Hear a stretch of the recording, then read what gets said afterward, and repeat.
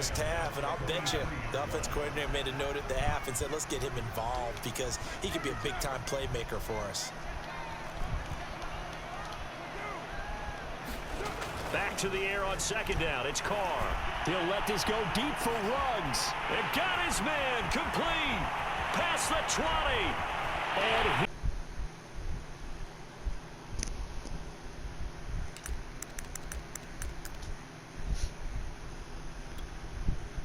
Hey guys, appreciate y'all tuning in to my ebook series with Strong Close. The next play that I'm going to go over is my infamous wide trail that I've been using over the last 3 years in the Madden series. Pretty much what you're going to do is whichever side, you can run it to either side, it doesn't matter. The main thing is the wide side of the field needs to be your ISO receiver side, so it's going to be the field side. So whichever side that is, like if you want to run it to the left, you need to make sure your faster receivers on the left. If you're running it to the right, you know, you need to make sure your faster receivers on the right, so on and so forth. You need to make sure that you do have a fullback, because I usually don't use the flat route from the fullback. You know, if you're attacking deep, you need a more viable option. So I'm just gonna go with my my halfback sub package. Usually that sets everything up the way I have my depth chart is gonna set everything up the way it needs to be. We're gonna do this mainly. We're gonna do this. This is gonna be how you attack deep halves on the field, and it's gonna be also how you can attack man coverage. Okay, like 2-man under. We'll start with that, which is a bit pesky and annoying, right? Kind of put it in position. We'll respot the ball, give me some yards so that I can chunk it deep if I need to. Now, the simple thing with this is you're not really going to do anything as far as changing routes like you would in wide receiver out. You have the option to kind of change a few things. You're not really going to be designated to change anything. The only thing against 2-man under is you're going to motion the tight end over. It's going to give you a zig route. Usually him being in that position, he's going to have someone that doesn't necessarily have great man coverage, and he's going to get great separation. Just make sure that your tight end is very flexible as a receiver, as opposed to being a blocking receiver. You'll have your high-low read between the zig route and the slant, and then you have your high-low read with the deep route and the slant. You know, you got 3 reads over there on that side of the field, so you can definitely, you know, pick and choose your poison. One thing that you might want to be mindful of is how they are playing your receivers. If they're pressing your receivers, sometimes you can get the jump on them, sometimes you can't.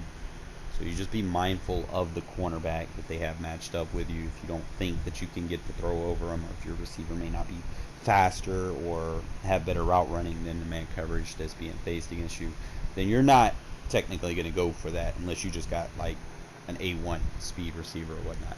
So the next thing, like I said, you're just going to block the fullback. You can opt to do a check release route just so that you have the protection and whatnot. Main thing is you do not want to you want to make sure that the ID is one of the 4 guys that are rushing.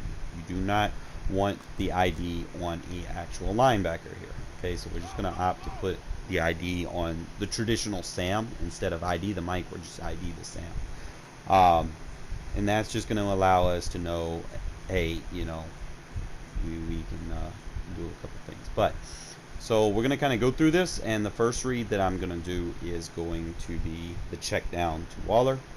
So he's going to go zig, and he's going to get separation on the linebacker. Okay. Depending on how you throw it, type of pass you throw, it will depend on pretty much where the ball is going to go. So you don't want to just throw a bullet pass. You want to just kind of lead him a little bit. Just pretty much all you're going to do is just slide him over. He's going to get separation. You can throw the ball, touch over. You're going to get some downfield blocks. Easy way to get the ball to your playmaker. The next read that we're going to do is going to be the guy over the top. Okay. So again, just make sure we have a check release, make sure we have our ID, and then we're just going to kind of read the deep half a little bit. It's going to take a little bit longer. Usually once he clears It's a little tough with Bosa. This time, let me instead of doing check release, you got a ID and then double team. That'll help you. Instead of doing like the check release, what I'm gonna do is, there we go. Yeah, get that D line of slide so I can get that double team on it. All right, and then like I said, just kind of wait it. It's a little tough in practice mode, but you can usually hit them over the top. Okay, 2-man. Now, like I said, that's not going to be your primary read if they're playing over the top coverage. Like I said, it really depends on the speed of your receiver if you can make that, because you're going to have a tight man on him, you know, and you're pretty much going to have to time the throw in order for you to make the completion, and then you got to make sure your quarterback doesn't get hit. So you can do it just right, and you got a guy just fast enough, you can get behind the coverage for a nice big gain.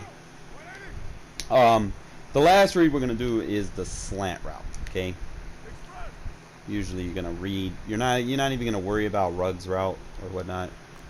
You can do like a check release, and it's just going to read under and go over, right? So they're going to bite down. You got the easy man beater over the top. Okay, gonna do it one more time for you fellas. Like I said, easy 2-man, and I'll do it against zone as well. Just put it like a check release. Make sure that you have a double team, because you're going to be a little weak on that side. And just boom, read it, and then just pass lead, lob pass, or touch pass, whichever, either or. Okay, so that's going to be how you attack it. Usually, if you start attacking like that, you know, they're going to start using those safeties and bring that safety down, and then you can get that one-on-one over the top and try your speed guy. There are some other things that I like to do out of here, but for the most part, I'm just trying to keep it simple so that we can get into the next play. Other than that, I think that's 2-man under. Now we should do like Tampa 2. Not going to really try this against cover 3. I don't use it against cover 3. It's pointless to use things that aren't going to work versus certain aspects of the game, right?